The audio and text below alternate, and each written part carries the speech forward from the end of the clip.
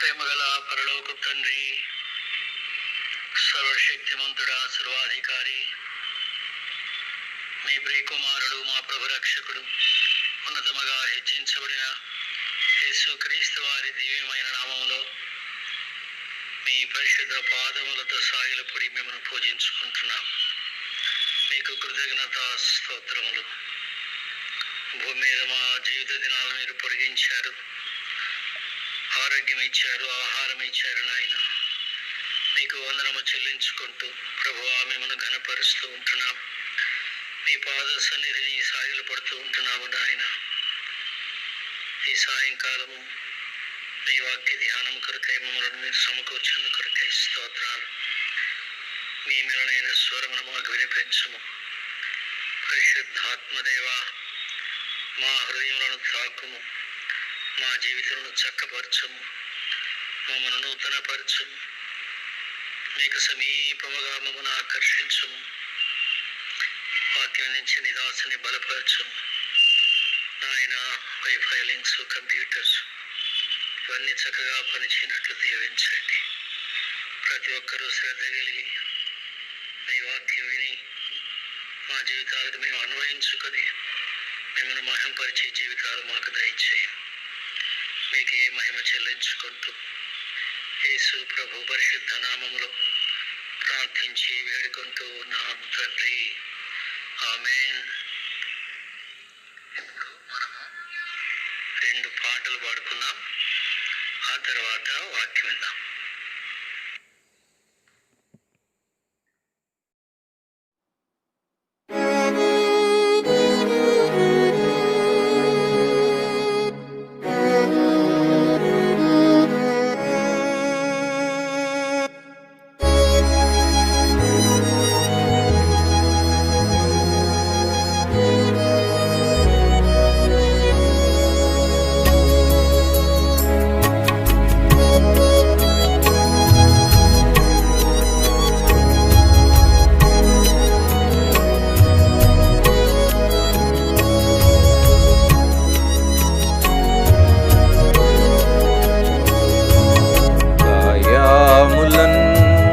గాయములన్ నా కొరకై పొందెను క్రీస్తు ప్రభు.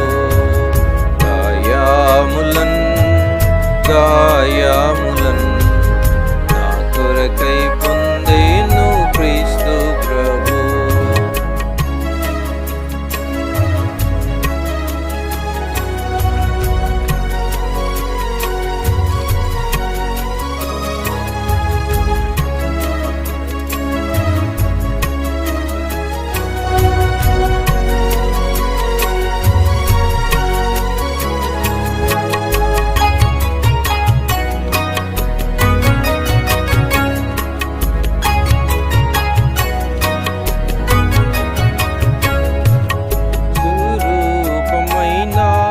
సొగసైనా లేదు, దుఃఖభరితుడాయను.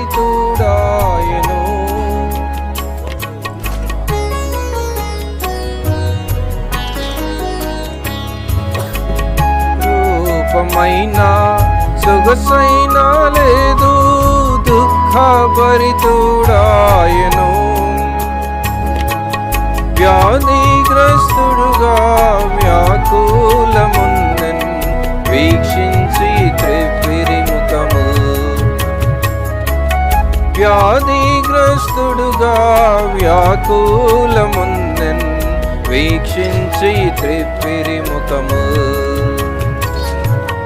గాయములన్ నా కొరకై పొందెను క్రీస్తు ప్రభు. గాయములన్ నా కొరకై పొందెను క్రీస్తు ప్రభు.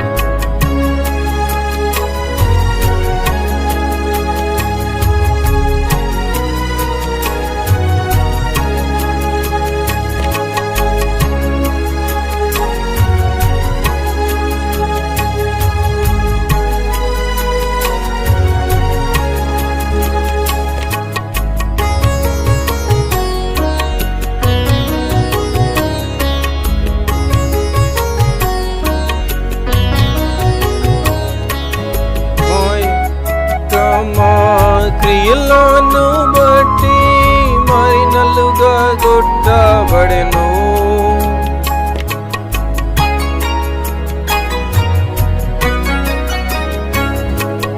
మాయాతిక్రమా క్రియలను బట్టి మరినలుగా కొట్టబడెను.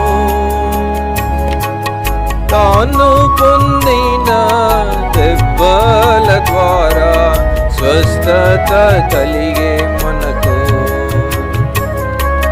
తాను పొందిన దెబ్బల ద్వారా స్వస్థత కలిగే మనకు.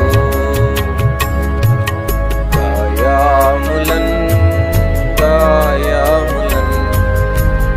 కొరకై పొందెను క్రీస్తు ప్రభు. గాయాములన్ నా కొరకై పొందెను క్రీస్తు ప్రభు.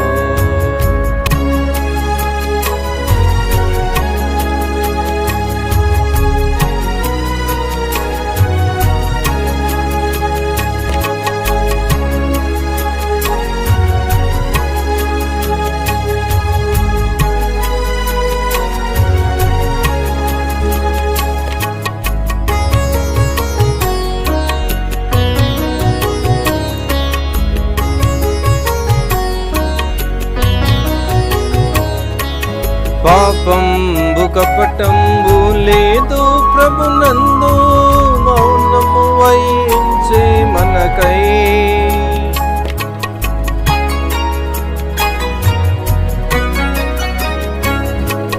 పాపంబు కపటంబు లేదు ప్రభునందు, మౌనము వహించే మనకై.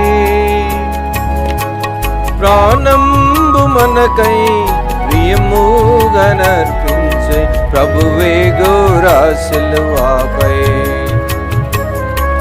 ప్రాణము మనకై ప్రియముగా నర్పించే ప్రభువే గోరా సిలువపై. గాయాములన్ నా కొరకై పొందెను క్రీస్తు ప్రభు. గాయాములన్ నా కొరకై పొందెను క్రీస్తు ప్రభు.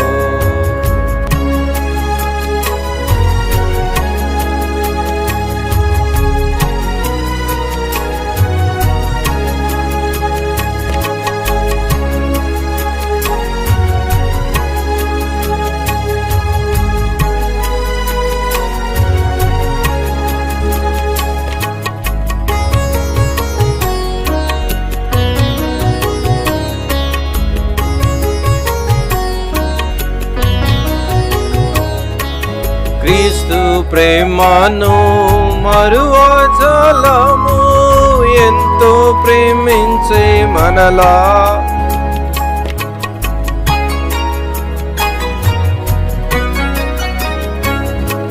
క్రీస్తు ప్రేమను మరువజాలము, ఎంతో ప్రేమించే మనలా.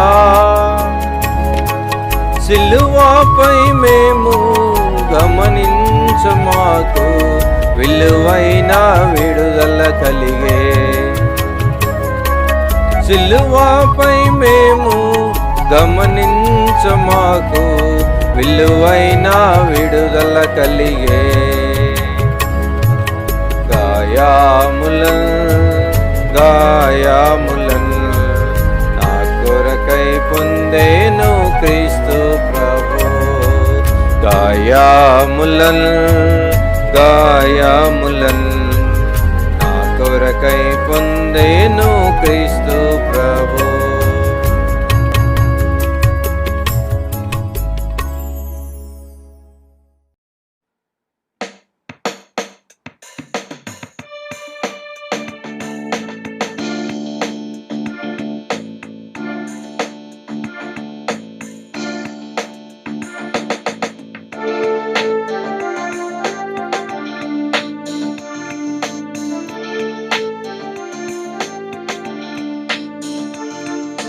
మేము భయపడము,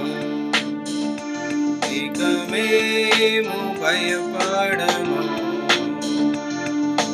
ఏ కీడు రాదని యేసే చెప్పెను మాకు. ఏ కీడు రాదని యేసే చెప్పెను మాకు. మేము భయపడము. ఇక మేము భయపడము. దైవ భ్రష్టులమైన మమ్ము దివ్యంపుగా రక్షించే. దైవ భ్రష్టులమైన మమ్ము దివ్యంపుగా రక్షించే. దీవారాత్రులు దేవుడే కాయును. మేము భయపడము. ఇక మేము భయపడము. ఏ కీడు రాదని యేసే చెప్పెను మాకు.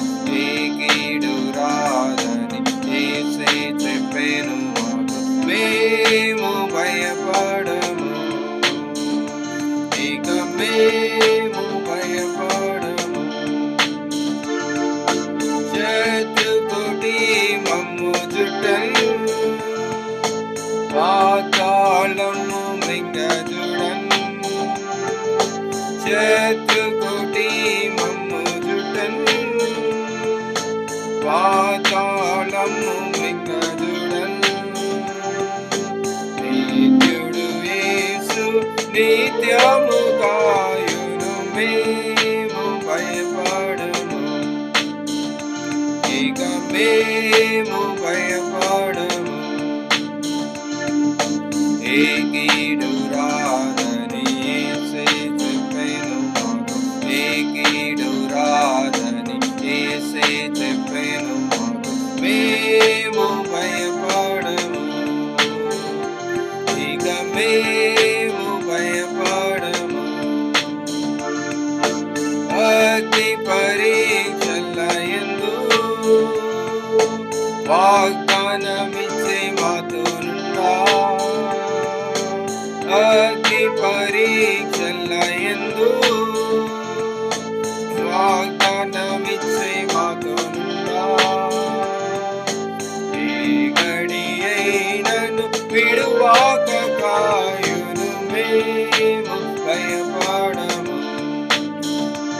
ఇక మేము భయపడము. ఏ కీడు రాదని యేసే చెప్పెను మాకు. ఏ కీడు రాదని యేసే చెప్పెను మాకు. మేము భయపడము. ఇక మేము భయపడము. వల్లమైన ప్రభు హస్తములు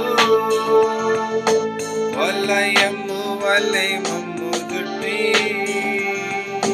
వల్లమైన ప్రభు హస్తములు వలయము వలె మమ్ము చుట్టి.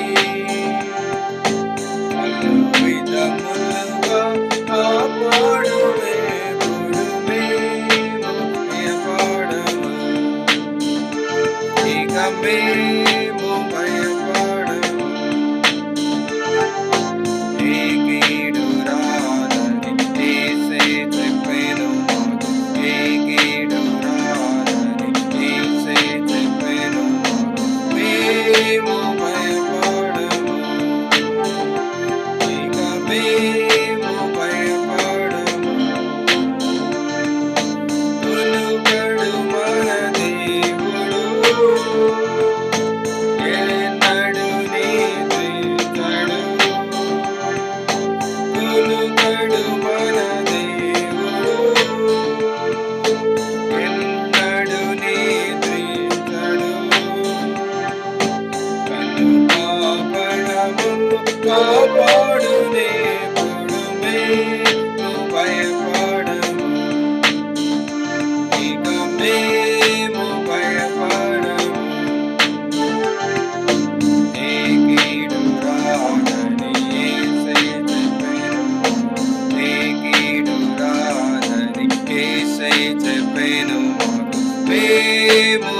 భయపడము,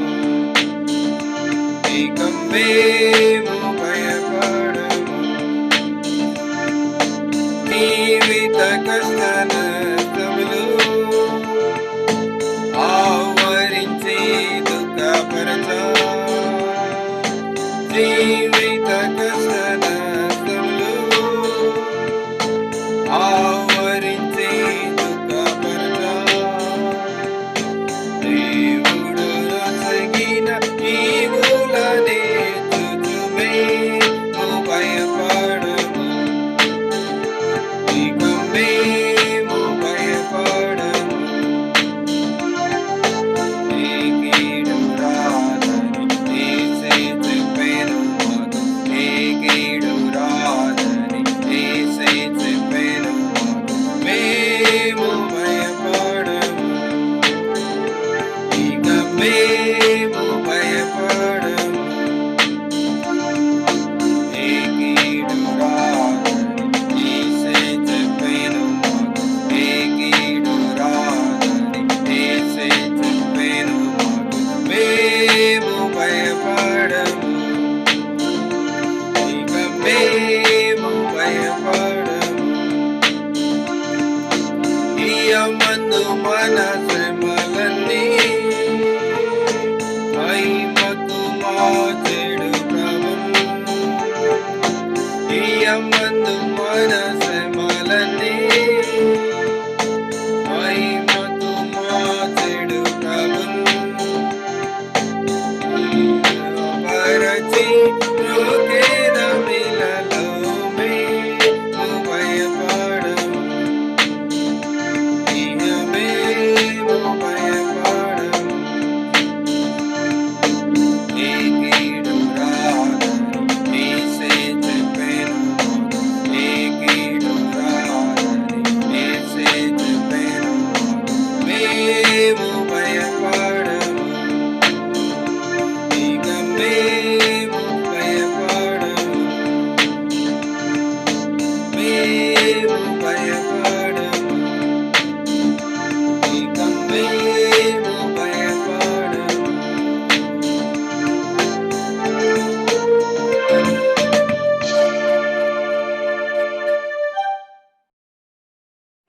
ప్రైజ్ ది లార్డ్. ప్రియమైన దేవుని సంగమా, ప్రభు అయిన యేసుక్రీస్తు నామంలో మీ అందరికీ నా వందనములు. మీరంతా బాగున్నారా?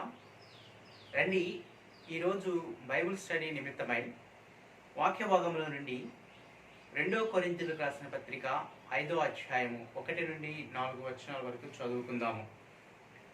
భూమి మీద మన గుడారమైన ఈ నివాసము శిథిలమైపోవును, చేతి పని కాక దేవుని చేత కట్టబడినదియు నిత్యమైనదియునైన నివాసము పరలోకమందు మనకున్నదని ఎరుగుదుము. మనము దిగంబరులము కాక వస్త్రము ధరించుకుని వారముగా కనబడుదుము. కాబట్టి పరలోకం నుండి వచ్చు మన నివాసము దానిపైన ధరించుకుని అపేక్షించుచు దానిలో మూలుగుచున్నాము. ఈ గుడారములో ఉన్న మనము భారము మోసుకొని మూలుగుచున్నాము. ఇది తీసివేయవలనను కాదు గాని మత్స్యమైనది జీవం చేత మృంగివేయబడినట్లు ఆ నివాసమును దానిపైన ధరించుకొనగోరుచున్నాము. ప్రభు యొక్క సహాయం నిమిత్తమై ప్రార్థన చేసుకుందాం. పరలోకమందునటువంటి మా యొక్క తండ్రి, ప్రభువా, ఈ సాయంకాల సమయమందు నీ ఎదుట మేము సాగిలపడుచు ప్రభువా, నీ ఎదుట మేము హృదయపూర్వకముగా ప్రభువా మా దోషములు మా పాపములు ఒప్పుకొంటూ మా అవిధేయతను ఎదుట ఒప్పుకొంటూ నీ ఎదుట సాగిలపడుచు ఉన్నాము. నీ సింహాసనం నుండి నీవు మాతో మాట్లాడి నీ నామానికి ఘనత కలుగ చేసుకోమని వేడుకుంటూ ఉన్నాను. దేవా, నీవు మాతో మాట్లాడి ప్రతి విధమైనటువంటి శోధనలోను ప్రతి విధమైనటువంటి ఈ మూలుగులోను నీవు మాకు విజయమును ప్రసాదించి ప్రభువా నీ చిత్తమును మా ఎడల జరిగించమని సమస్త మహిమ ఘనత ప్రభావాలు నీకు ఆరోపిస్తూ నీవు నాతోనూ మా అందరితో మాట్లాడి మీరు మహిమ పొందమని మా రక్షకుడు ప్రభు అయిన యేసుక్రీస్తు అతి శ్రేష్టమైన నామములో అడుగుచున్నాము తండ్రి, ఆమేన్. ప్రియులారా, ఈ 2 కొరింథీయులకు రాసిన పత్రిక 5వ అధ్యాయంలో ఈ గుడారము అనగా మన యొక్క శరీరం, భూమి మీద మన యొక్క శరీరం అనేది ఈ గుడారమైన ఈ నివాసము శిథిలమైపోయినను అని ఉన్నది. అంటే ఇది శరీరం గురించి మాట్లాడుతూ ఉన్నారు. మెయిన్గా దీనిలో మనం చూస్తే మూలుగుచున్నాము అన్న మాటను మనం చూద్దాము. మూలుగుచున్నాము ఇక్కడ 2 సార్లు రాయటం జరిగింది. మనము యేసుక్రీస్తు ప్రభువుని రక్షకుడుగా అంగీకరించక ముందు మన యొక్క ఆత్మ చచ్చినటువంటి స్థితిలో ఉన్నది. ఎఫెసీయులకు రాసిన పత్రిక 2వ అధ్యాయము 1వ వాక్యంలో మీరు అపరాధముల చేత పాపముల చేత చచ్చిన వారై ఉండగా అని ఉన్నది. అంటే అపరాధముల చేత పాపముల చేత మనము చచ్చినటువంటి స్థితిలో మనం ఉన్నాము. ఏ రోజైతే యేసుక్రీస్తు ప్రభువుని మనం అంగీకరించామో మన యొక్క ఆత్మ బ్రతికింపబడింది, దాన్ని జీవము అని చెప్తాము. అయితే మన యొక్క మనస్సు అనేది న్యూట్రల్ చేయబడింది. శరీరానికి కొంత విడుదల కలిగింది, కానీ కంప్లీట్గా విడుదల కలగలేదు. యేసుక్రీస్తు ప్రభు మరలా ప్రత్యక్షమైనప్పుడు మన యొక్క దేహాన్ని కంప్లీట్గా విమోచించనయ్యున్నాడు. ఇక్కడ మనం చూస్తే రోమీయులకు రాసిన పత్రిక 7వ అధ్యాయంలో మనం చూస్తే 6వ అధ్యాయంలో చూస్తే అపోస్తలుడైన పౌలు గారు రక్షణ గురించి మాట్లాడుతూ ఉంటాడు. రక్షణలో గొప్ప భాగ్యం గురించి మాట్లాడుతూ వెంటనే 7వ అధ్యాయంకి వచ్చేటప్పటికి అయ్యో నేను ఎంత దౌర్భాగ్యుడను అంటూ ఉంటాడు. ఇక్కడ దానికి కారణం ఏంటని మనం ఆలోచిస్తే, మొట్టమొదటిగా రక్షణ గురించి మాట్లాడుతున్నటువంటి వ్యక్తి తర్వాత నేను ఇది చేయాలనుకుంటున్నాను, దాన్ని చేయలేకపోతున్నాను అని మాట్లాడుతూ ఆయన యొక్క శరీరంలో 2 నియమాలు ఉన్నట్లుగా మనం చూస్తాము, 2 స్వభావాలు ఉన్నట్లుగా మనం చూస్తాము. పాప స్వభావము, దేవుని యొక్క స్వభావము. ఈ పాప స్వభావం అనేది ఎప్పుడు కూడా దీనిలో నుండి పాపం వస్తుంది. ఈ నూతన స్వభావము అనేది ఎప్పుడు కూడా దేవుణ్ణి సంతోషపెట్టాలి అని చూస్తుంది. ఈ నూతన స్వభావం అనేది రోమీయులకు రాసిన పత్రిక 7వ అధ్యాయంలో 23, 24, 25లో మనం 22, 23, 24లో మనం చూస్తే పౌలు గారు అంటారు, అయ్యో నేను ఎంత దౌర్భాగ్యులను, ఇట్టి మరణమునకు లోనైనటువంటి శరీరం నుండి నన్ను ఎవడు విడిపింపగలడు అంటూ ఉంటాడు. అయితే పాప స్వభావము, నూతన స్వభావము, ఈ 2 స్వభావాలు మన యొక్క హృదయంలో ఉన్నాయి కాబట్టి, మనలో ఉన్నాయి కాబట్టి మనకు ఒక గొప్ప పోరాటం ఉంది. మనసు అయితే దైవ నియమాన్ని సాటిస్ఫై చేయాలని అనుకుంటుంది, కానీ శరీరము దాన్ని అడ్డుకుంటూ ఉంటుంది. ఈ శరీరానికి ఈ యొక్క ఆత్మకు ఎప్పుడూ కూడా పోరాటం జరుగుతుంది. మధ్యలో మనసు అనేది న్యూట్రల్గా ఉంటుంది. ఈ పోరాటంలో అనేక సార్లు మనం విసుగు చెందినటువంటి వారుగా మనం ఉంటాము, అనేక సార్లు మనం ఓడిపోయినటువంటి వారుగా మనం ఉంటాము. ఎప్పుడైతే మనం ఓడిపోతామో నిరాశ, నిస్పృహ మన యొక్క జీవితంలో కలిగి ఉంటాము. కాబట్టి మనము అనేక సార్లు ఓటమి పాలైన దాన్ని బట్టి, అనేక సార్లు చేయకూడని మనం చేసినప్పుడు మనము ఎంతగా డిసప్పాయింట్మెంట్లోకి వెళ్ళిపోతూ ఉంటామో. కాబట్టి ఈ మూలుగు, ఈ నిరాశ అనేది క్రైస్తవ యొక్క జీవితంలో ఆరంభమవుతుంది.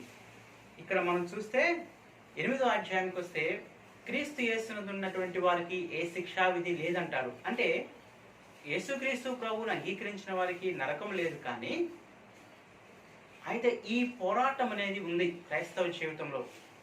రోమీయులకు రాసిన పత్రిక 8వ అధ్యాయం 19వ వాక్యం చూస్తే సృష్టి కూడా ఎదురు చూస్తుంది.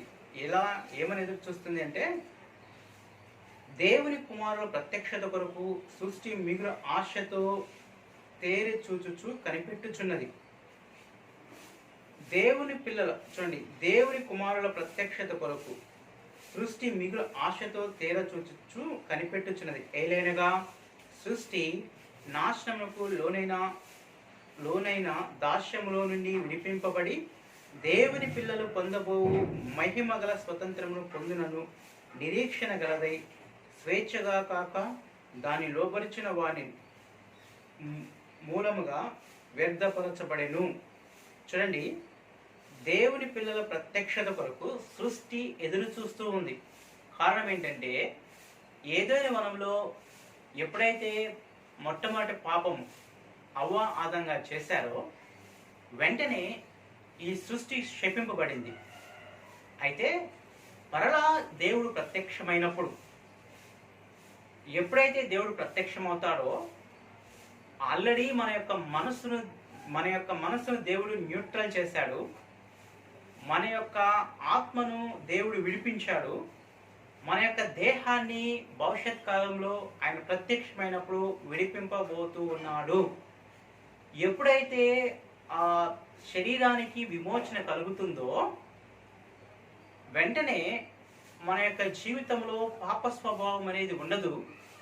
ఇక కంప్లీట్గా దేవుని యొక్క నియమాన్నే మనం పాటిస్తాము అని ఇక్కడ మనం అర్థం చేసుకోవచ్చు. అయితే మన యొక్క దేహ విమోచన కొరకు సృష్టి కూడా ఎదురు చూస్తూ ఉంది. కారణం ఏంటంటే, సృష్టికి కూడా విడుదల కలుగుతుంది కాబట్టి అని మనం చూస్తాం. అయితే మన యొక్క అనుదిన జీవితంలో అనేక సార్లు మనం ఓడిపోయినటువంటి వారుగా ఉండి నిరాశ నిస్పృహల్లోకి మనం వెళ్ళిపోయి అనేక సార్లు మనం మురుగుతూ ఉంటాము. ఎందుకు ఈ మూలుగు అంటే, పాపంతో పోరాడినప్పుడు ఓడిపోవడాన్ని బట్టి మనం మురుగుతూ ఉన్నాము. అనేక సార్లు ఈ ఓటమి అనేది మనల్ని నిరాశలోనికి నిస్పృహలోనికి తీసుకొని పోతూ ఉంది అని మనం గమనించవచ్చు. అయితే ఇక్కడ దేవుడు మనకి కొన్ని సాధనాలను అనుగ్రహించి ఉన్నాడు. మనము విజయం పొందాలని, లేకపోతే ఈ నిరాశలో నుండి ఈ నిస్పృహలో నుండి మనము కొంత విడుదల పొందాలి అని చెప్పి దేవుడు మనకు కొన్ని సాధనాలు ఇచ్చి ఉన్నాడు. అదేంటంటే, దేవుని యొక్క శిలువ శక్తిని, ఆయన యొక్క పునరుద్ధాన శక్తిని మనం ఉపయోగించుకొని మనము ఈ దేహాన్ని జయించాలి అని, ఈ పాప స్వభావాన్ని జయించాలని, పాపముతో పోరాడినప్పుడు విజయం పొందాలని చెప్పేసి దేవుడు కొన్ని సోర్సెస్ మనకు అనుగ్రహించి ఉన్నాడు. దేవుని యొక్క వాక్యము, పరిశుద్ధాత్మ దేవుని యొక్క శక్తి, లేకపోతే పునరుద్ధాన శక్తి, ఈ సోర్సెస్ను ఉపయోగించుకొని మనము పాపం మీద విజయం పొంది మనము ఈ నిరాశ నుండి నిస్పృహ నుండి తప్పించుకోనాలని చెప్పేసి దేవుడు కోరుకుంటూ ఉన్నాడు. దేవుడు ఈ పోరాటం లేకుండా చేయలేదు, కానీ ఈ పోరాటాన్ని ఉంచిందే దేవుడు. ప్రతి క్రైస్తవునికి కూడా ఈ పోరాటం అనేది ఉంటుంది తన యొక్క జీవితంలో. ఒకవేళ నీ జీవితంలో కానీ నా జీవితంలో కానీ ఈ పోరాటము లేదు అంటే మనము రక్షింపబడలేదు అని అర్థము. రక్షింపబడినటువంటి వ్యక్తి యొక్క జీవితంలో ఒకే స్వభావం ఉంటుంది. ఎవరైతే రక్షింపబడతారో వారిలో రెండు స్వభావాలు ఉంటాయి. కాబట్టి ఈ పోరాటం అనేది మనం గమనించవచ్చు. ఇక్కడ ఈ పోరాటం జరుగుతూ ఉన్నప్పుడు ఈ పోరాటంలో మనము విజయం పొందాలి. కారణం ఏంటంటే, ఈ పోరాటము ఎవరితోనూ, ఈ పోరాటము ఎందుకు జరుగుతుంది, ఈ పోరాటంలో ఎలా గెలవాలి మనము అని ఈ బైబిల్ స్టడీలో మనం తెలుసుకుందాం. ఇక్కడ మనం చూస్తే అపోస్తలుడైన పౌలు గారు రెండవ తిమోతికి రాసిన పత్రిక 4వ అధ్యాయం 7వ వాక్యంలో, మంచి పోరాటము పోరాడి తిని నా పరుగు తుదముట్టించి తిని అని చెప్తూ ఉంటాడు. కాబట్టి ప్రతి క్రైస్తవుని యొక్క జీవితంలో కూడా ఈ పోరాటం అనేది ఉంటుంది. పోరాటంలో మంచి పోరాటం పోరాడి మన యొక్క పరుగుని తుదముట్టిస్తూ మనం ఉండాలి. అయితే దేవుడిచ్చే ఈ సాధనాలు వాడుకోవడం వల్ల మనకు విజయం కలుగుతుంది. ఎందుకు ఈ పోరాటం అంటే, సాతాను కొంత స్ట్రాటజీ ప్లే చేసి మనల్ని అపజయంలోనికి తీసుకొని పోవడమే వాడి యొక్క ప్లాన్. అసలు ఈ యుద్ధం ఎప్పుడు ఆరంభమైందో తెలుసా? ఏదైనా వనంలో ఆరంభమైంది యుద్ధం. ఆదికాండము 3:15 వాక్యంలో మనం గమనించవచ్చు. దేవుని యొక్క పిల్లలకు సాతానుకు అప్పటి నుంచి యుద్ధం జరుగుతూనే ఉంది. మనము వాని యొక్క తలను చెతక్కొడతాము. అప్పుడప్పుడు వాడు మన కాళ్ళను త్రొట్టిల్లినట్లుగా చేస్తూ ఉంటాడు. కాబట్టి ఈ పోరాటంలో మనము విజయం సాధించాలి. దేవుడిచ్చే ఈ సాధనాలు వాడుకొని మనము విజయాన్ని సాధించాలి. ఎందుకో తెలుసా? ఈ పోరాటంలో మనము డిస్క్వాలిఫై అయ్యేలాగా సాతాను చేయాలనుకుంటాడు. కారణం ఏంటి అంటే, ఎప్పుడైతే ఈ పోరాటం మన యొక్క జీవితంలో ఉందో, ఈ పోరాటంలో నుండి మనము తప్పింపబడలాగున, లేకపోతే ఈ పోరాటంలో మనము ఓడిపోయి నిరాశలోనికి నిస్పృహలోనికి వెళ్ళిపోయేలాగున, దేవుణ్ణి అవమానపరిచేలాగున మనం చూస్తాము. సాతాను వెళ్ళిపోయి, ఇదిగో నీవు ఫలానా వ్యక్తిని రక్షించావు, చూడు వాని యొక్క జీవితం ఏ విధంగా ఉన్నదో అని చెప్పి దేవునికి అవమానం కలగాలని చెప్పి, లేకపోతే దేవుని యొక్క నామము దూషింపబడాలని చెప్పేసి సాతాను యొక్క ప్లాన్. ఇక్కడ మనం చూస్తే మనకి తెలుసు దేవుని యొక్క దుఃఖపరచుకుడి అని ఉంటుంది. అంటే ఆత్మను దుఃఖపరచకుండా, అంటే మనం చేసే ఈ పాపాన్ని బట్టి, మనం జీవించే జీవిత విధానాన్ని బట్టి, ఓడిపోయినటువంటి స్థితిని బట్టి దేవుని యొక్క నామానికి అవమానం కలుగుతుంది. కాబట్టి నిన్ను బట్టియే కదా అన్యజనుల్లో నా నామం వ్యర్థంగా ఉచ్చరింపబడుతుంది అని మనం చూస్తూ ఉంటాము. కాబట్టి మనము ఈ పోరాటంలో విజయం సాధించాలి. ఎలా సాధించాలంటే, దేవుని యొక్క సహాయంతో మనము ఈ పోరాటంలో విజయం సాధించాలి. దేవుడిచ్చే సాధనాలు వాడుకొని ఈ పోరాటంలో మనము విజయం సాధించాలి. ఒకవేళ మనము కానీ ఈ పోరాటంలో కానీ ఓడిపోతే మన రక్షణ పోదు, కానీ మన యొక్క బహుమానాలు కోల్పోతాము. ప్రియులారా, ప్రభు ప్రత్యక్షమైనప్పుడు మనమందరం కూడా క్రీస్తు యొక్క న్యాయపీఠం ఎదుట మనం నిలబడాలి. దేవుని యొక్క న్యాయపీఠం ఎదుట నిలబడినప్పుడు మనం జీవించే జీవిత విధానాన్ని బట్టి దేవుడు మనకు కొన్ని బహుమానాలు ఇవ్వబోతూ ఉన్నాడు. చాలామంది యొక్క జీవితాల్లో మనము చాలాసార్లు జీవించే జీవిత విధానాన్ని బట్టి ఈ బహుమానాల్ని మనం కోల్పోతాము. మహిమ శరీరాలు ఉంటాయి, కానీ బహుమానాలు కోల్పోయేటువంటి వారుగా మనం ఉంటాము. ఎలా తెలుసు అంటే, వాక్యం చదివితే అర్థమవుతుంది. చాలామంది పరలోకంలోనికి ఎంటర్ అవుతూ ఉంటారు, కానీ వారికి బహుమానాలు ఉండవు. కారణం ఏంటంటే, ఈ పోరాటంలో అపజయాన్ని పొందడాన్ని బట్టి, ఈ పోరాటంలో అనేక సార్లు నిరాశలోనికి నిస్పృహలోనికి వెళ్ళిపోవడాన్ని బట్టి, అందరూ ఇలాగే ఉన్నారు, ఇంకా చాలే, ఇంకెందుకులే మనకి అన్న ఒక నిరుత్సాహంలోనికి మనం వెళ్ళిపోవడాన్ని బట్టి మనము ఓడిపోయేటువంటి వారుగా మనం ఉంటాము. గమనించండి, ఒక ఓటమి మరొక ఓటమికి నడిపిస్తుంది. అదే రీతిగా ఒక విజయం అనేది మరొక విజయంలోనికి నడిపిస్తుంది. కాబట్టి మనము ఈ పోరాటంలో విజయం సాధించాలి. ఇక్కడ మనం ఎవరితో పోరాడుతూ ఉన్నాము? ఇప్పుడు మనం ఎవరితో పోరాడుతున్నామంటే, ఒకసారి ఎఫెసీయులకు రాసిన పత్రిక 6వ అధ్యాయము, ఎఫెసీయులకు రాసిన పత్రిక 6వ అధ్యాయంలో చూస్తే 10వ వాక్యం నుంచి చూద్దాం.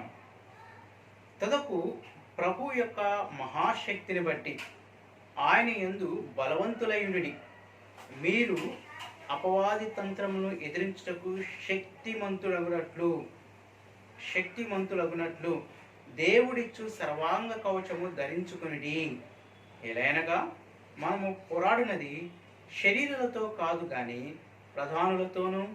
అధికారులతోనూ ప్రస్తుత అంధకార సంబంధులకు లోకనాథులతోనూ ఆకాశ మండలమందున్న దురాత్మల సముఖములతో పోరాడుచున్నాము.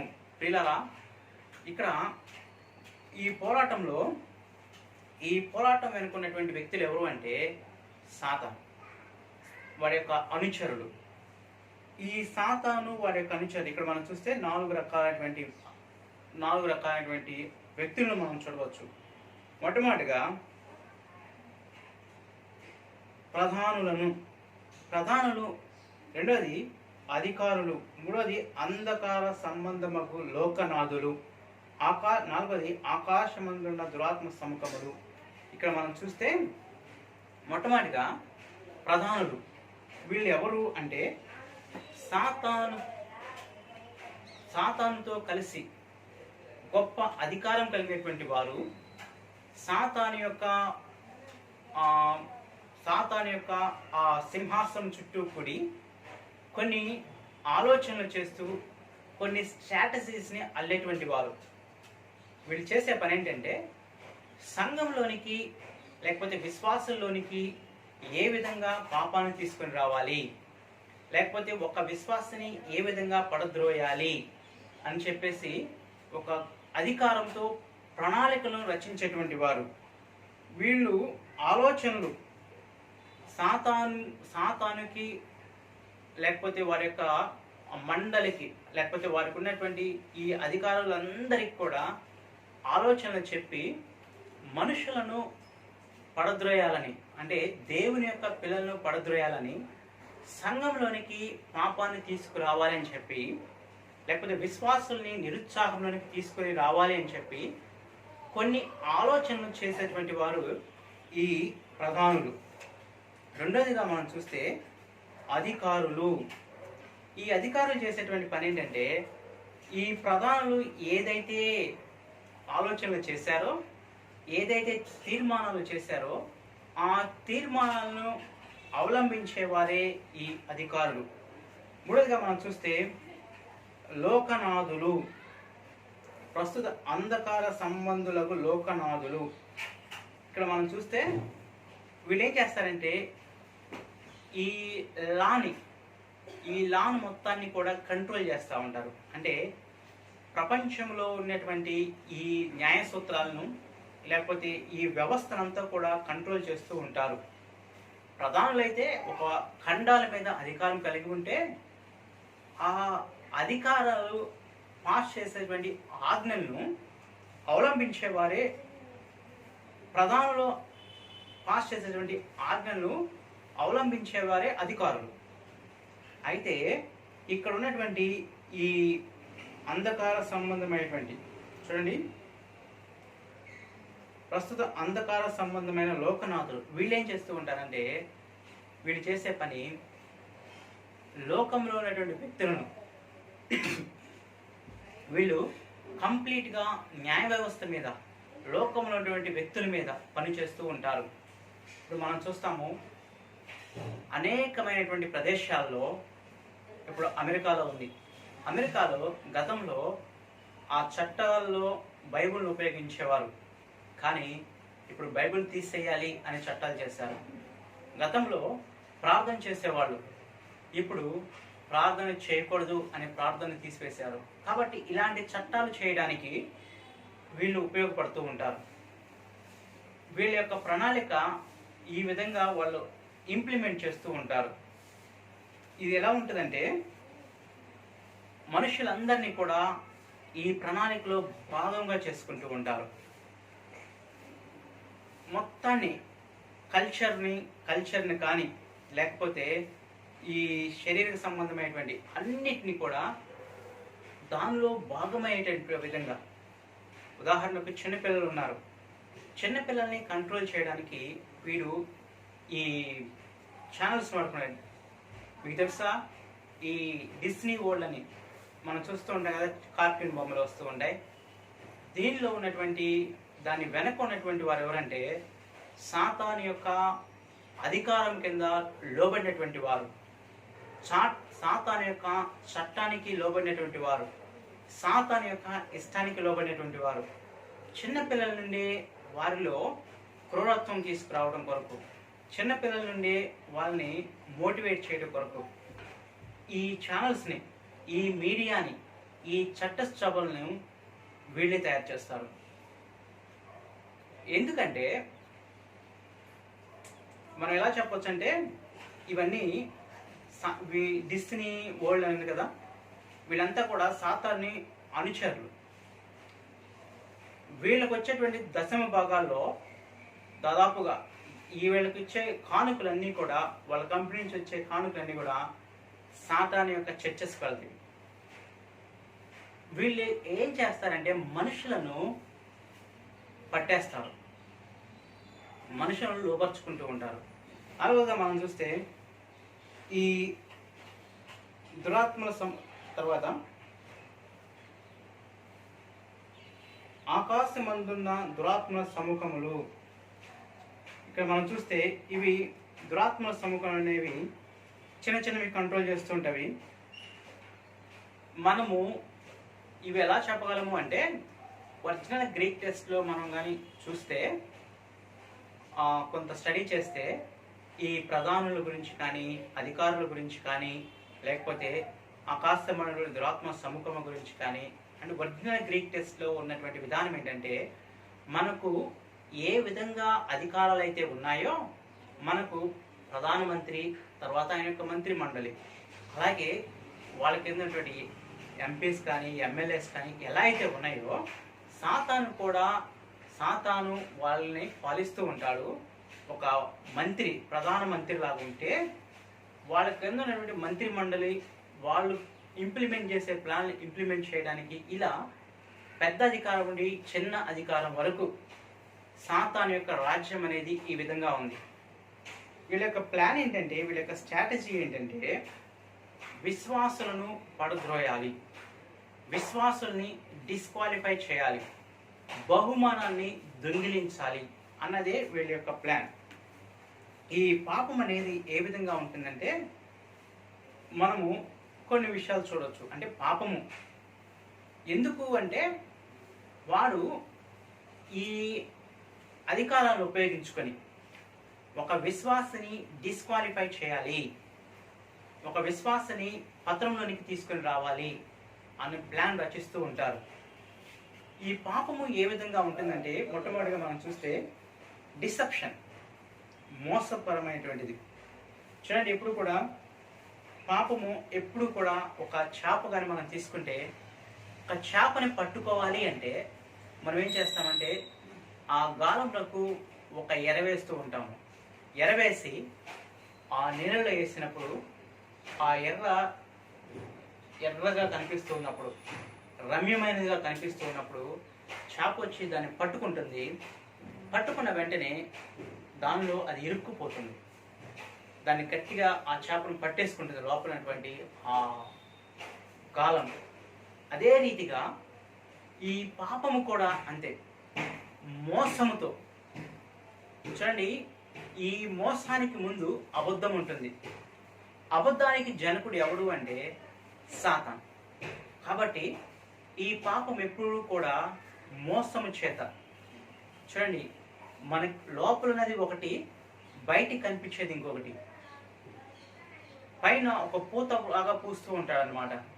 ఆ విధంగా ఈ డిసెప్షన్, ఈ మోసంలో విశ్వాసాలు బంధించాలని ప్రయత్నం చేస్తూ ఉంటాడు.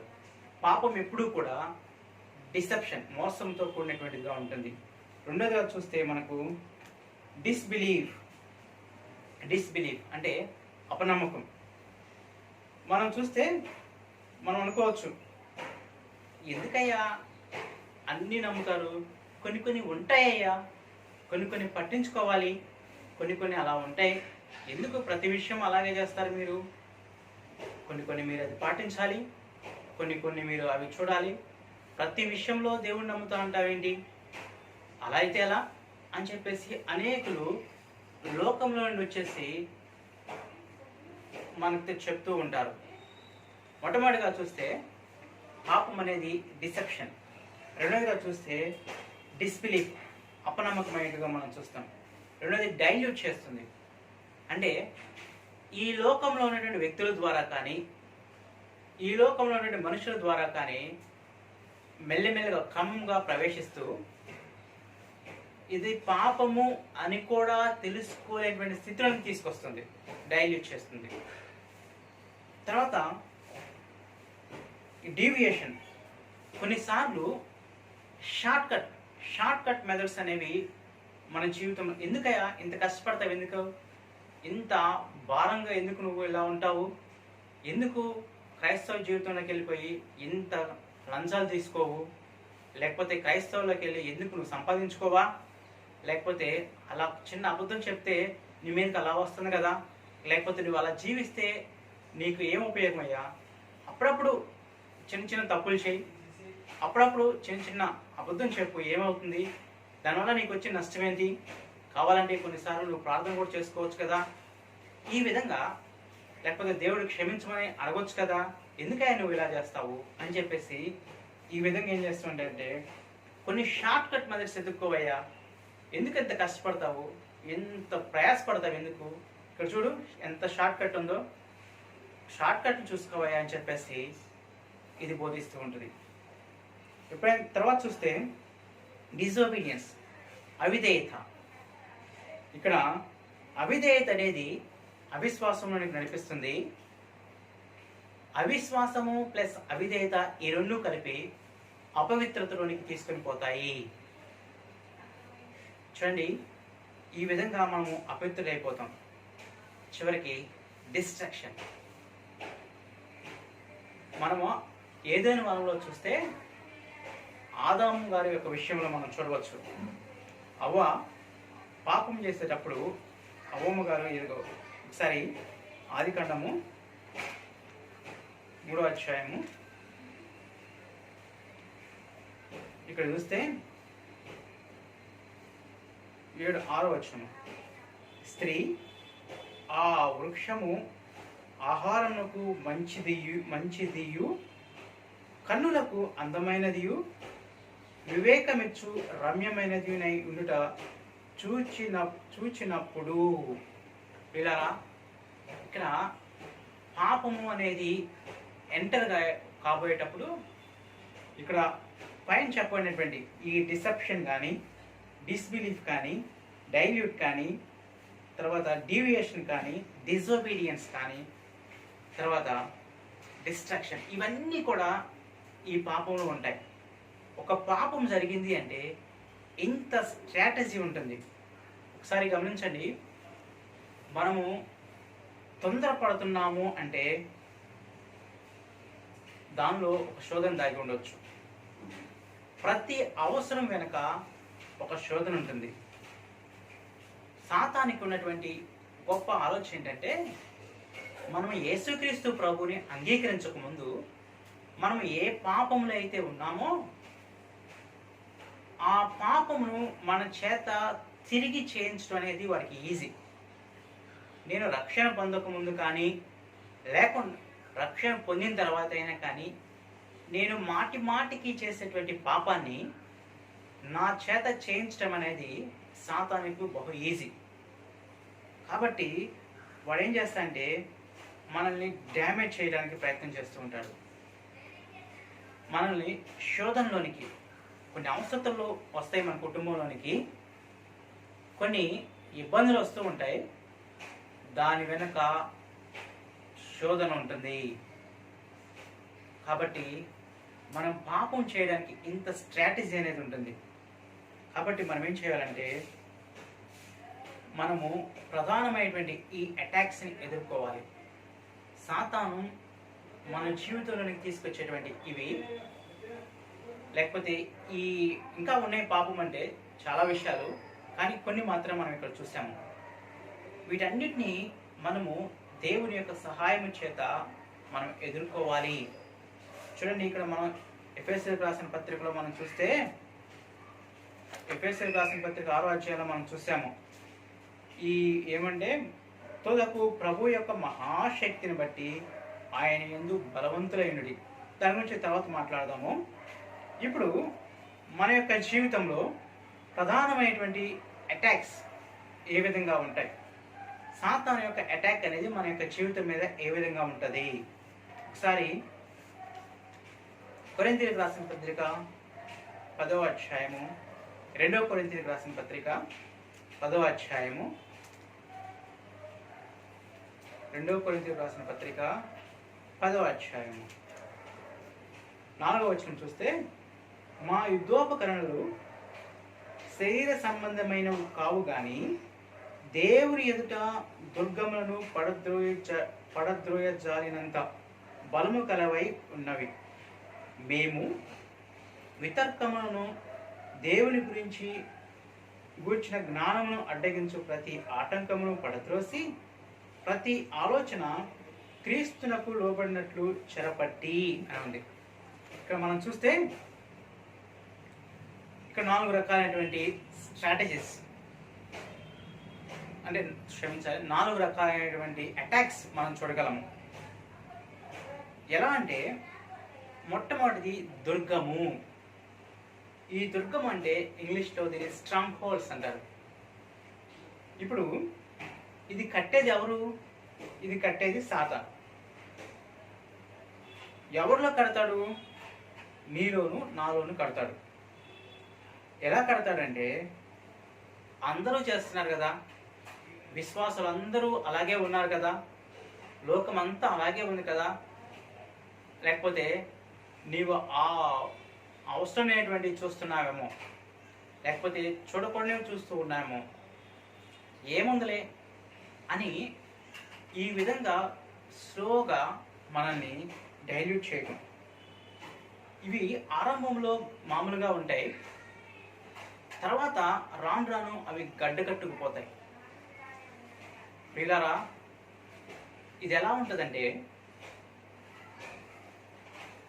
ఒక బస్ ఎక్కేటప్పుడు ఒక ఆర్టీసీ కొన్ని ప్రదేశాల్లో బాగా రష్గా ఉన్నటువంటి ప్రదేశాల్లో ఒక బస్సు ఎక్కినప్పుడు బస్సులో అడుగు పెట్టడానికి కూడా చోటు ఉండదు. కానీ కొంచెం అడుగు పెట్టి పట్టుకున్న తర్వాత మెల్లిమెల్లిగా సర్దుకుంటూ చివరికి లోపలికి వెళ్ళిపోతూ ఉంటారు. అది ఎలా ఉంటుందంటే, చివరికి నీ ప్లేస్ని కూడా ఆక్యుపై చేసి నేను త్రోసే విధంగా. అదే రీతిగా సాతాను కూడా చిన్న చిన్న అడుగు తీసుకొని చివరికి నేను పడద్రోస్తూ ఉంటాడు. వీళ్ళారా, మనం చాలా అలర్ట్గా ఉండాలి. సాతానికి ఆ రంగులో స్థానం ఇస్తే మన జీవితంలో వాడు 1/2 కిలోమీటర్ దూరం వస్తాడంట మన జీవితంలో. ఇక్కడ మనం చూస్తే, మనం పాదం మోపే స్థలం సాతానికి ఇస్తే అది చివరి కోటను కట్టేస్తాడు. ఈ మట్టి కాస్త ఒక కోటలాగా తయారవుతుంది. చివరికి మనం ఏమంటామంటే, ఇక తీసేయలేను, ఇది నా వల్ల కాదు, దీన్ని నేను జయించలేను, ఇది చాలా కష్టం. అది కోపం కావచ్చు, బూతులు కావచ్చు, లేకపోతే అపవిత్రమైనటువంటి వీడియోలు చూడటం కావచ్చు, లేకపోతే అపవిత్రమైనటువంటి మాటలు పలకటం కావచ్చు, లేకపోతే దేవునికి విరోధమైనటువంటి ఏ పాపమైనా కానీ అదేం చేస్తుందంటే మనల్ని అలా నాశనంలోకి తీసుకువెళ్ళాలని. కాబట్టి మనము దాన్ని గమనించాలి. మనము ఆరంభంలో కానీ దాన్ని గమనించి దాన్ని సరిచేసుకోకపోతే, నిర్లక్ష్యంగా ఉంటే అది కోటగా మారిపోతుంది, దుర్గాలుగా మారిపోతూ ఉంటాయి. దానివల్ల ప్రమాదం ఏంటంటే, కొన్నిసార్లు నిరుత్సాహంలోనికి వెళ్ళిపోయి చచ్చిపోయేటువంటి ప్రమాదం ఉంది. వీళ్ళ కొన్నిసార్లు దేవుడు మొత్తవచ్చు, కొన్నిసార్లు ఈ ఓటమి బాధతో, అపజయంతో అనేకులు చూడండి, వాళ్ళ యొక్క మనస్సుల్లో దుర్గాలు కట్టి సాతాను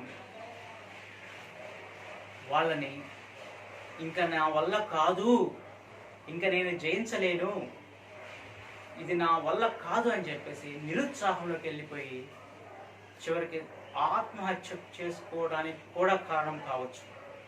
కాబట్టి మనం గమనించాలి, ఈ ప్రధానమైనటువంటి అటాక్ మన యొక్క జీవితంలో ఈ దుర్గాలు కట్టకుండానట్లు, ఈ దుర్గాలను పడద్రోయాలి.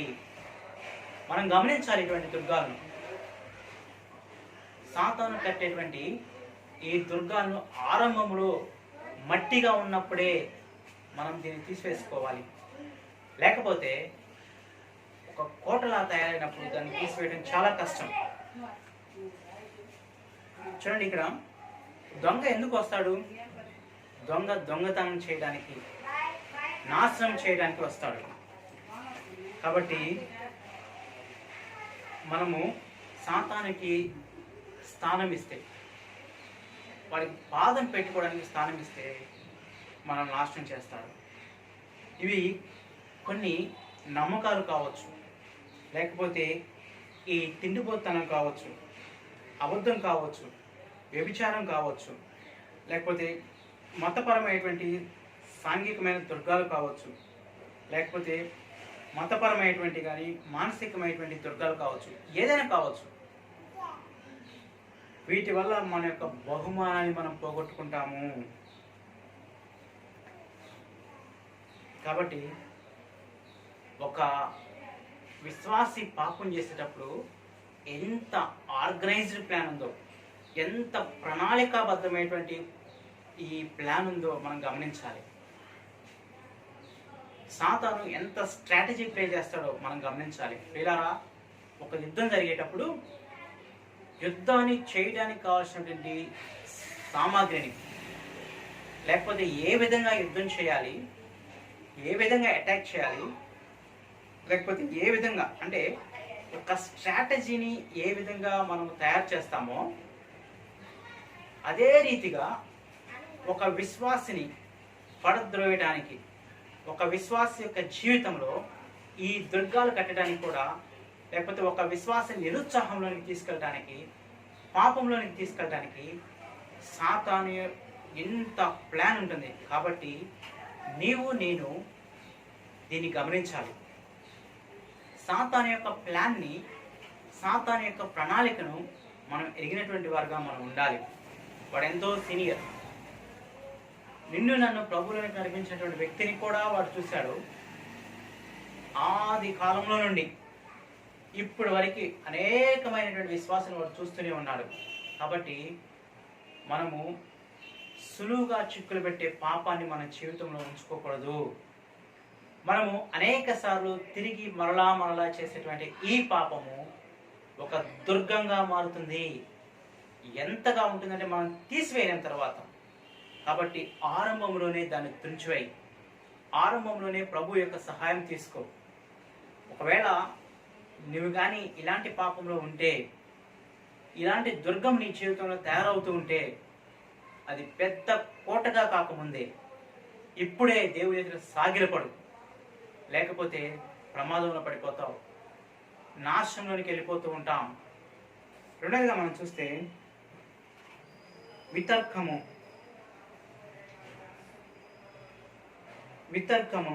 వితర్కం అంటే ఇక్కడ ఆలోచన సరళి, ఆలోచనలో లోపాలు.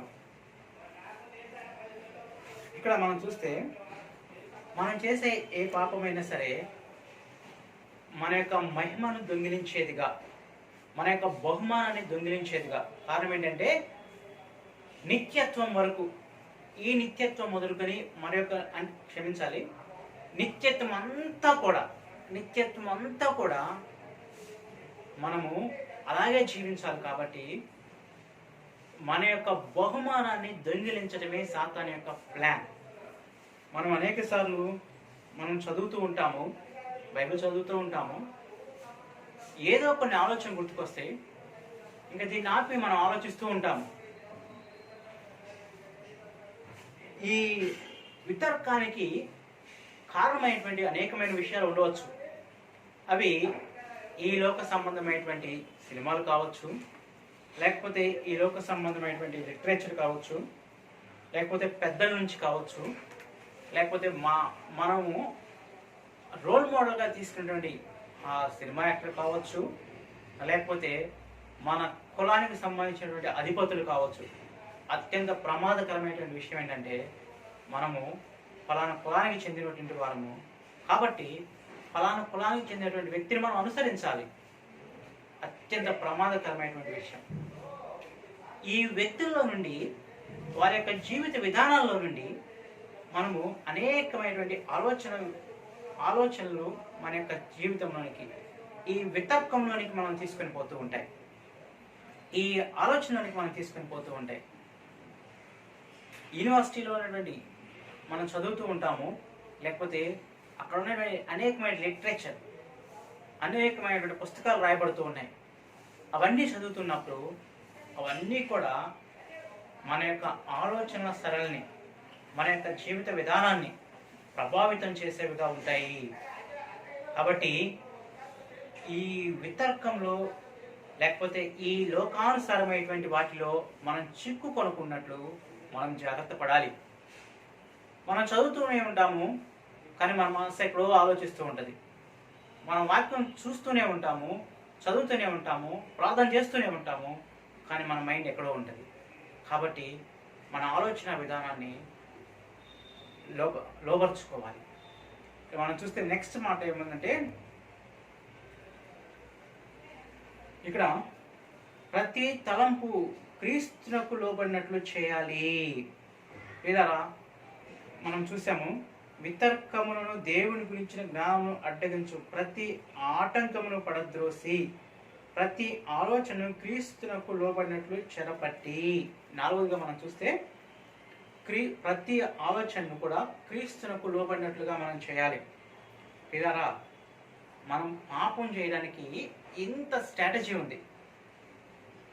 4వదిగా చూస్తే ప్రతి తలంపు క్రీస్తునకు లోబడినట్లు చేయాలి. ఇలా ఈ తలంపులను మనం బ్రేక్ చేయాలి. చూడండి, పాపాన్ని దేవుడు క్షమిస్తాడు, దోషిని నిర్దోషిగా దేవుడు ఎప్పుడూ ఎంచడు. దేవుని యొక్క శిక్ష అనేది ఉంటుంది, దేవుని యొక్క వెలుగు ఆగిపోతుంది, దేవుని మెల్లనైనటువంటి స్వరాన్ని మనము వినలేము. కాబట్టి ఒక పాపం వెనక, నీవు నేను జరిగించే ఈ పాపం వెనక సాతాను యొక్క స్ట్రాటజీ ఈ విధంగా ఉంటుంది. మనల్ని డిస్క్వాలిఫై చేయాలని, మనల్ని నాశనంలోనికి, లేకపోతే దేవునికి అవమానం కలిగించే విధంగా మనం పాపము చేయాలని వాడు దేవుని దగ్గరికి వెళ్ళి, చూడు నువ్వు వీడిని రక్షించావు, వీడు ఏ విధంగా జీవిస్తున్నాడో చూడు, ఇది ఒక రక్షణ అని చెప్పేసి మనల్ని ఎగతాళి చేస్తూ ఉంటాడు. కాబట్టి దేవుని నామము దూషింపబడుతున్నట్లుగా సాతాను ఇంత గొప్ప ప్లాన్ రచిస్తూ ఉంటాడు. కాబట్టి వాడిని మనం ఎదుర్కోవడానికి దేవుడు మనకు కొన్ని ఆయుధాలు ఇచ్చాడు. ఒకసారి చూడండి, ఎఫెసీయులకు రాసిన పత్రిక 6వ అధ్యాయంలో 6వ అధ్యాయము 13లో, అందుచేత మీరు ఆపద్దినమందు వానిని ఎదిరించుటకు సమస్తము నెరవేర్చిన వారై నిలవబడటకు శక్తిమంతులగునట్లు దేవుడిచ్చు సర్వాంగ కవచమును ధరించుకునడి. ఇలా వారిని ఎదిరించడానికి శక్తిమంతులగునట్లు దేవుడిచ్చే సర్వాంగ కవచాన్ని మనం ధరించుకోవాలి. ఇలా ఈ కవచము దేవుడిస్తాడు, ఈ కవచము దేవుడి దగ్గర నుండి వస్తుంది మనకి. కాబట్టి ఆ కవచాన్ని మనం ధరించుకొని వాడిని మనం ఎదిరించాలి. ఏంటి అవి అని చూస్తే, మొట్టమొదటిగా ఏలైనగా మీ నడుమునకు సత్యమును దట్టి కట్టుకొని. పిల్లరా, సత్యము అంటే నిజం చెప్పడం అని కాదు, అబద్ధం చెప్పకుండా నిజం చెప్పడం కాదు, కానీ నీ వాక్యమే సత్యము, సత్యము మిమ్మల్ని స్వతంత్రులుగా చేయును అన్నాడు. అంటే సత్యము అంటే యేసుక్రీస్తు ప్రభువారే. యేసుక్రీస్తు ప్రభువారి యొక్క గుణగణాలు, ఆయన యొక్క లక్షణాలు, ఆయన యొక్క స్వభావాన్ని మొత్తాన్ని కలిపి మనము సత్యము అని చెప్పవచ్చు. యేసుక్రీస్తు ప్రభువుని హృదయపూర్వకంగా మనం అంగీకరించి యేసుక్రీస్తు ప్రభువుకి మనం కంప్లీట్గా లోబడుతూ ఉన్నప్పుడు, ఆయన్ను ప్రేమిస్తూ, ఆయనకు లోబడుతూ, ఆయన యొక్క చిత్తాన్ని నెరవేరుస్తూ ఉన్నప్పుడు, చూడండి, ఆయన్ను మనం ఎంతగా ఎరుగుతామో అంతగా ప్రేమిస్తాము. ఎంత ప్రేమిస్తామో అంత మనము లోబడుతూ ఉంటాము. ఆయనకు సంపూర్ణంగా మనం లోబడుతూ ఉన్నప్పుడు ఆయన యొక్క వర్చస్, ఆయన యొక్క గుణగణాలు, ఆయన యొక్క సుగుణాలన్నీ కూడా మనలోనికి ట్రాన్స్ఫర్ అవుతాయి. మనము ఈ కొరింథీయులకు క్షమించాలి 2 పేతురు రాసిన పత్రిక 1వ అధ్యాయము 4వ వాక్యంలో చూస్తాం కదా, దైవ స్వభావములో పాలివారమగునట్లు. అంటే ఎప్పుడైతే ఈ సత్యం అనే దట్టి మనం కలిగి ఉంటామో, దేవుని యొక్క స్వభావం అనేది మనలోనికి ట్రాన్స్ఫర్ అవుతూ ఉంటుంది. దేవుని యొక్క గుణగణాలన్నీ కూడా మనలోనికి ట్రాన్స్ఫర్ అవుతుంది. ఈ గుణగణాలన్నీ కలిపి మనల్ని కట్టి, మనల్ని ఒక స్ట్రాంగ్ బిల్డ్ కట్టి ఆ శోధనను లేకపోతే ఈ సాతాన్ని ఎదుర్కొనటకు సహాయం చేస్తుంది. చూడండి, మనము బైబిల్లో మోషే గారిని మనం చూడవచ్చు. దేవునితో వ్యక్తిగతంగా గడిపినప్పుడు 40 దినాలు 40 పగళ్ళు రాత్రులు దేవునితో ఆయన గడుపుతూ ఉన్నప్పుడు ఆయన యొక్క స్వరూపం మారింది. ఆయన దేవునిలాగా, దేవుని యొక్క స్వరూపం అనేది ఆయనకి ట్రాన్స్ఫర్ అయినట్లుగా మనం చూడగలము. అదే రీతిగా నీవు నేను ఆయన యొక్క సముఖములో, ఆయన యొక్క సన్నిధిలో గడుపుతూ ఉన్నప్పుడు ఆయన యొక్క సుగుణాలు, ఆయన యొక్క స్వభావము మన జీవితంలో కూడా ట్రాన్స్ఫర్ అవుతుంది. కాబట్టి అనుదిన జీవితంలో ప్రతిరోజు కూడా దేవునితో మనము వ్యక్తిగత సహవాసం కలిగి ఉండాలి. అప్పుడు మన యొక్క ఈ సుగుణాలు, దేవుని యొక్క సుగుణాలు మనలోనికి ట్రాన్స్ఫర్ అవుతూ ఉంటాయి. కాబట్టి మొట్టమొదటి సత్యం అనే దట్టి, అంటే దేవుని యొక్క సుగుణాలు కలిగి మనం ఉండాలి. అది మనల్ని ఈ శోధనలో పడకుండా, లేకపోతే ఇది జయించటకు కావలసినటువంటి శక్తిని మనకు అనుగ్రహిస్తూ ఉంటుంది. రెండవదిగా మనం చూస్తే నడుమునకు సత్యమైన దట్టియు నీతి అను మైమరుకు. వీళ్ళరా, నీతి మనకు తెలుసు. నీతి యేసుక్రీస్తు ప్రభువునందు విశ్వాసం ఉంచడం ద్వారా మనము నీతిమంతులుగా చేయబడతాము. పాత నిబంధనలో వాళ్ళు ధర్మశాస్త్రంలో నుండి ధర్మశాస్త్రాన్ని 100% పాటిస్తే నీతిమంతులుగా చేయబడతారు అని వాళ్ళు ఆలోచించారు. ధర్మశాస్త్ర సంబంధమైన క్రియల మూలంగా ఏ వ్యక్తి కూడా దేవుని ఎదుట నీతిమంతులుగా చేయబడడు అని బైబిల్ గ్రంథం సెలవిస్తూ ఉంది. ఇలాగా లోకంలో ఉన్నటువంటి అనేకులు ఈ నీతిని పాటిస్తున్నారు. స్పెషల్గా ఉన్నటువంటి నీతి ఏంటి? మనకి యేసుక్రీస్తు ప్రభువునందు విశ్వాసం ఉంచడం వల్ల దేవుని యొక్క నీతి మనకు ఇవ్వబడుతుంది. ఫిలిప్పీయులకు రాసిన పత్రిక 3వ అధ్యాయంలో మనం చూస్తే అపోస్తలుడైనటువంటి పౌలు గారి యొక్క కోరికను మనం చూడవచ్చు. ఒకసారి 8 చూడండి. క్రీస్తును సంపాదించుకుని ధర్మశాస్త్రం వల్లైన నా నీతిని కాక క్రీస్తునందు విశ్వాసం వల్లైన నీతి, అనగా విశ్వాసమును బట్టు దేవుడు అనుగ్రహించు నీతి గలవాడినై ఆయన యందు అగపడు నిమిత్తము ఏ విధము చేతనైనా మృతుల్లో నుండి నాకు పునరుద్ధానం కలగవలనని ఆయన మరణ విషయంలో సమాన అనుభవం గలవాడినై ఆయనను ఆయన పునరుద్ధాన బలము ఎరుగు నిమిత్తము ఆయన శ్రమల్లో పాలివారు ఒకటి ఎత్తుదో ఎరుగు నిమిత్తము సమస్తమును నష్టపరుచుకొని వాటిని పెంటతో సమానముగా ఎంచుకొనుచున్నాను. ప్రియులారా, యేసుక్రీస్తునందు విశ్వాసం వల్ల నీతి, ఆ నీతిని మనం సంపాదించుకుంటున్నామా? మనము ఆత్మీయంగా రక్షింపబడి ఎన్ని సంవత్సరాలు అవుతుంది? అప్పటికి ఇప్పటికీ ఎంత నీతి మనం సంపాదించాము? ఏమైనా మార్పు ఉందా? ఏమైనా ఎదుగుదల ఉందా? ఎదుగుదల లేకపోవటం కూడా పాపమే. ఏమన్నా మార్పు మన జీవితంలో కనిపిస్తుందా? యేసుక్రీస్తు ప్రభువారు యోహాను గారి దగ్గరికి వెళ్ళిపోయి యోహాను బాప్తీసం ఇస్తూ ఉన్నప్పుడు ఆయన దగ్గర బాప్తీసం తీసుకున్నాడు. బాప్తీసం అంటే అక్కడ ఉన్నటువంటి వ్యక్తులు అనుకోవచ్చు, పాప క్షమాపణ నిమిత్తము, మారు మనస్సు నిమిత్తము బాప్తీసం తీసుకుంటున్నారు. లోకస్తులు అయ్యో ఏదో పాపం చేశాడేమో, ఈయన పాపంలో ఉన్నాడేమో, దాన్ని ఒప్పుకుంటూ కొరకు బాప్తీసం తీసుకుంటున్నాడేమో అని అనుకోవచ్చు లోకంలో ఉన్నటువంటి వారు.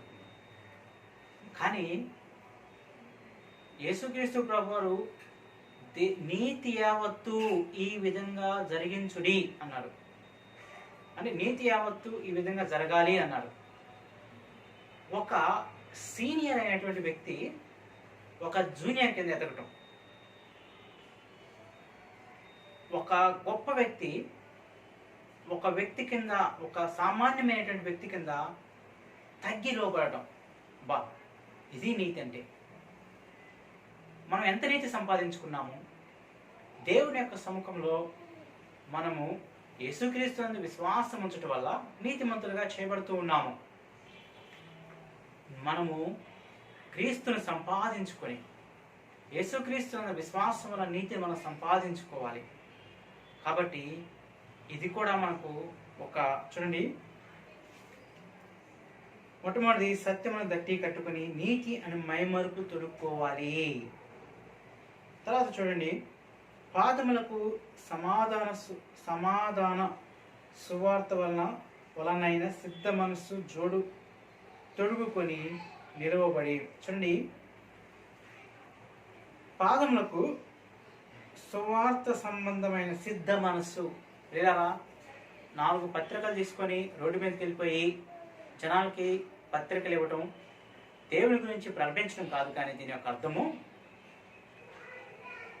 పాపాన్ని పాపముగా చూసి పాపాన్ని అసహించుకుని పాపములో ఉన్నటువంటి వ్యక్తుల పట్ల ప్రేమ కలిగి. చూడండి, ఇక్కడ ఏమనుందంటే సిద్ధ మనస్సు, పాపాన్ని అసహించుకునేగలిగే మనస్సు, పాపంలో కూరుకుపోయేటువంటి వ్యక్తుల ఎడల ప్రేమ కలిగినటువంటి మనస్సు. ఇది పాపాన్ని పాపముగా అసహించుకోవడము సిద్ధ మనస్సు. ఇక్కడ చూస్తే పౌలు గారు కూడా అనేకులు సిలువకు వ్యతిరేకంగా జీవిస్తున్నారు అని బాధపడుతూ ఉంటారు. కాబట్టి పాపాన్ని పాపముగా అసహించుకోవడము దీని సమాధానకరమైనటువంటి సువార్త. లేకపోతే ఈ లోకంలో సాతాను యొక్క బంధకాల్లో ఉండి సువార్తను అంగీకరించకుండా ఉన్నటువంటి వారి పట్ల ప్రేమను మనము సమాధానకరమైనటువంటి సువార్త అన్న ఆయుధంగా మనం చెప్పవచ్చు. తర్వాత చూస్తే ఇవన్నీ కాక విశ్వాసం అనే డాలు.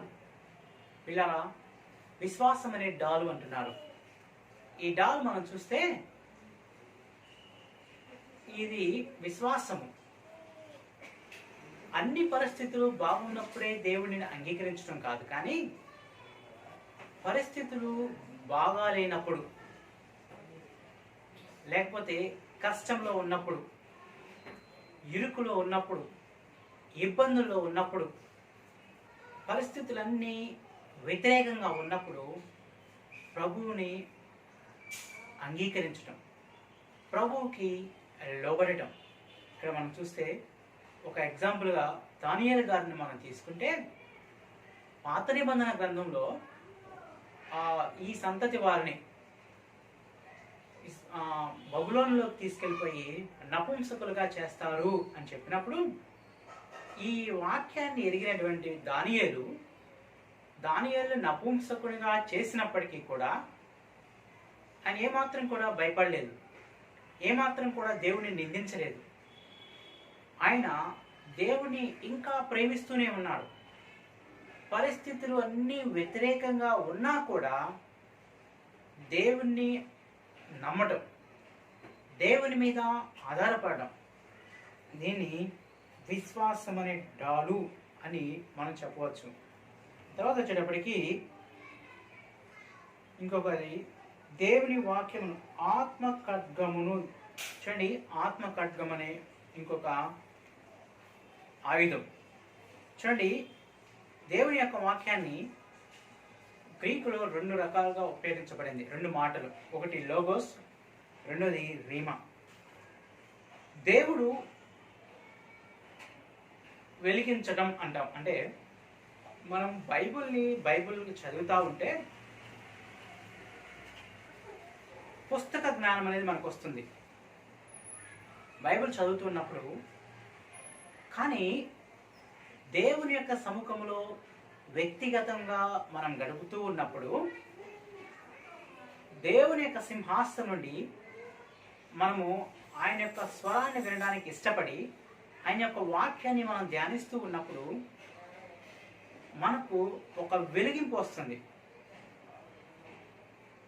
అప్పుడు ఈ యొక్క రీమా అంటే ఏం చెప్తామంటే ఆత్మ ప్లస్ జీవముగా అర్థమైనప్పుడు ఆత్మ ఖడ్గము మనం కలిగి ఉన్నాము అని చెప్పవచ్చు.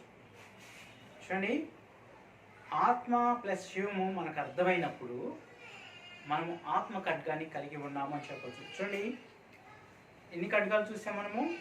ఒకటి వచ్చేటప్పటికేమో దేవుడిచ్చు ఆయుధాలు, ఒకటి వచ్చేటప్పటికి సత్యము, రెండోది నీతి, సమాధానకరమైనటువంటి సువార్త, విశ్వాసం అనే డాలు, రక్షణ శిరస్త్రణ. పిల్లరా, ఇక్కడ మనము రక్షణ శిరస్త్రణ గురించి చెప్పకూడదు. ఈ రక్షణ శిరస్త్రణ అంటే ఏంటంటే యేసుక్రీస్తు ప్రభువునందు విశ్వాసం ఉంచడాన్ని బట్టి మనము నీతిమంతులుగా చేయబడతాము. యేసుక్రీస్తు ప్రభు యొక్క కృపను బట్టి మనం రక్షణ పొందాము.